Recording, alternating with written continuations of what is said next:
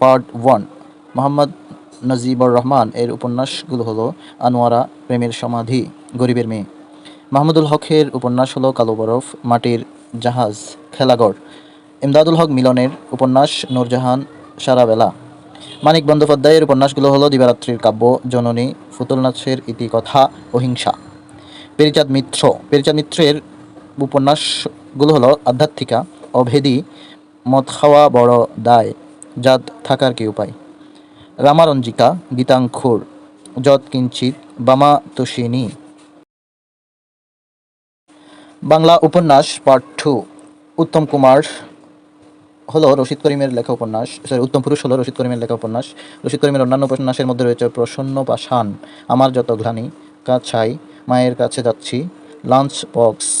Doctor Nilima ইব্রাহিমের লেখা উপন্যাস 20 শতকের মেয়ে, এক পথ দুই বাঁক, বন্যী বলয়, কেয়াবন সঞ্চারিণী। হাসান হাফিজুল হকের উপন্যাস আগুন পাখি, শিউলি, সাবিত্রী, উপাখ্যান, শামুক, বৃত্তায়ন। হাসান হাফিজুল হকের গল্প হলো শকুন, তৃষ্ণা, উত্তর বসন্তে, বিমর্ষ রাত্রি, প্রথম প্রহর, জীবন ঘষে আগুন, অচিন পাখি, মা মেয়ের সংসার, কেউ আসেনি, বিধবাদের কথা।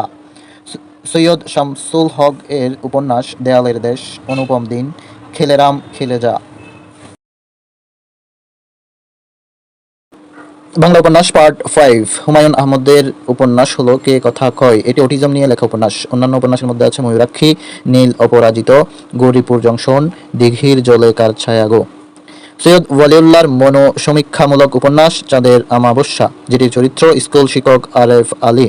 দ্য আগলি এশিয়ান সৈয়দ ওয়ালিউল্লাহর অন্য একটি উপন্যাস। শীর্ষেন্দু মুখোপাধ্যায়ের উপন্যাস মানব জমিন। শরৎচন্দ্র চট্টোপাধ্যায়ের উপন্যাস বিরাজ বউ, দত্তা, বড় দিদি, পল্লী সমাজ, গৃহদা। আর পল্লী সমাজের নাট্যরূপ হলো রমা। চরিত্রহীন, চন্দ্রনাথ, বিপ্রদাস, শেষ প্রশ্ন, শেষের পরিচয়। শরৎচন্দ্র চট্টোপাধ্যায়ের গল্পগুলোর মধ্যে আছে রামের সুমথি, বিন্দুর ছেলে। সতীন্দ্রনাথ বারুদির রাজনৈতিক উপন্যাস সতীনাথ বা ভাদুরীর রাজনৈতিক উপন্যাস হলো জাগরি। বাংলা উপন্যাস পার্ট 6।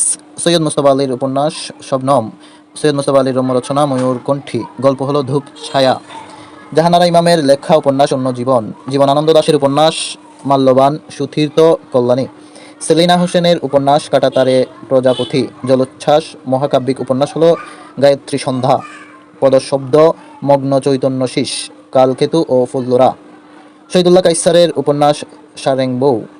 আনোয়ার পাশার উপন্যাস নিঃসন্ধানী, এটি দেশ বিভাগ নিয়ে লেখা। সরলা হলো লুৎফর রহমানের উপন্যাস। আবু ইসহাকের সূর্য দিগলবাড়ি উপন্যাসের অনুবাদক হলো দুশান জাজ ভিভেল। তামস রবেন চক্রবর্তীর মুক্তিযুদ্ধ বিষয়ক উপন্যাস তামস। আবুল মনসুর আহমদের উপন্যাস জীবন ক্ষুধা। আবে হায়াত সত্য মিথ্যা। বাংলা উপন্যাস পার্ট 7। আহমদ সোফার উপন্যাস ওঙ্কার অবলম্বনে শহীদুল ইসলামের খুক্ষণ 2006 সালে বাংলা নামে চলচ্চিত্র নির্মাণ করেন। আহমদ সোফার অন্য একটি উপন্যাস মরণ বিলাস। শৌকত আলীর ত্রয়ী উপন্যাস 1 দক্ষিণায়নের দিন, 2 কুলাই কালস্রোত, 3 পূর্বরাত্রি পূর্বদিন। তার অন্যান্য উপন্যাসের মধ্যে আছে প্রদূষে প্রাকৃত জন, ওয়ারিশ, যাত্রা, পিঙ্গল আকাশ, উত্তরের খেফ। সৈয়দ শামসুল হকের উপন্যাস নির্বাসিত, নিষিদ্ধ লবণ, দেয়ালের দেশ, এক মহিলার ছবি, সীমানা ছাড়িয়ে, খেলে রাম খেলে যা।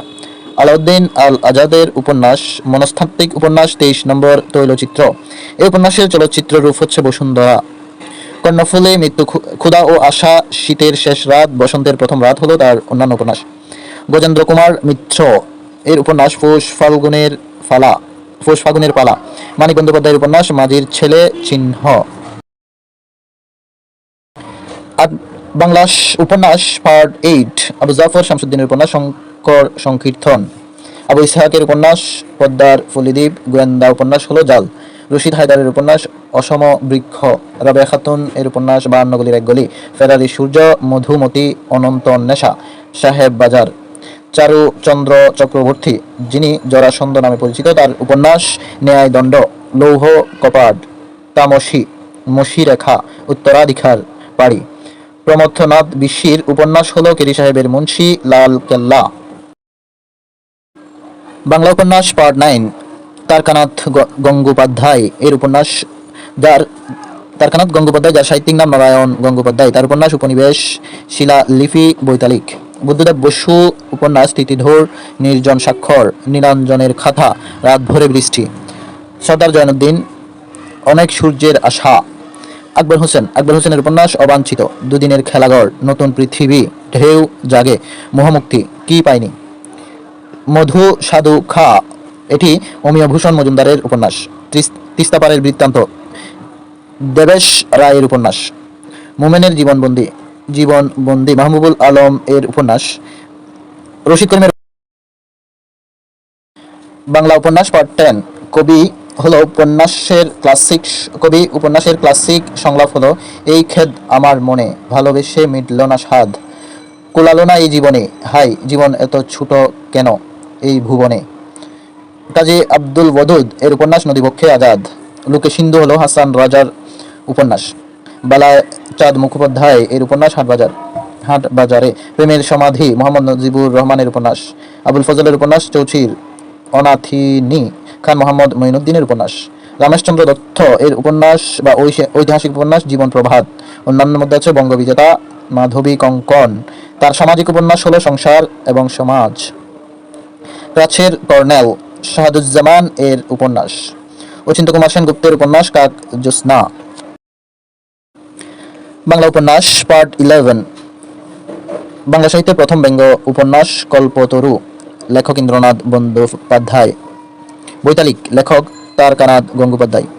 দিলারা হাশেম এর উপন্যাসগুলো হলো আমলকির মৌ, ঘর মন জানালা, স্তব্ধতার কানে কানে। গ্রানাডার শেষ বীর এস ওয়াজেদ আলীর ঐতিহাসিক উপন্যাস। মৃত্যু ক্ষুধা উপন্যাসের পটভূমি নদীয়ার চাঁদ সড়কের জনজীবন। মৃত্যু ক্ষুধা।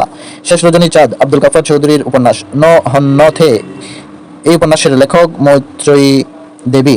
নিষ্কৃতি, লেখক শরৎচন্দ্র চট্টোপাধ্যায়। জহির রায়হানের উপন্যাস তৃষ্ণা, কয়েকটি মৃত্যু।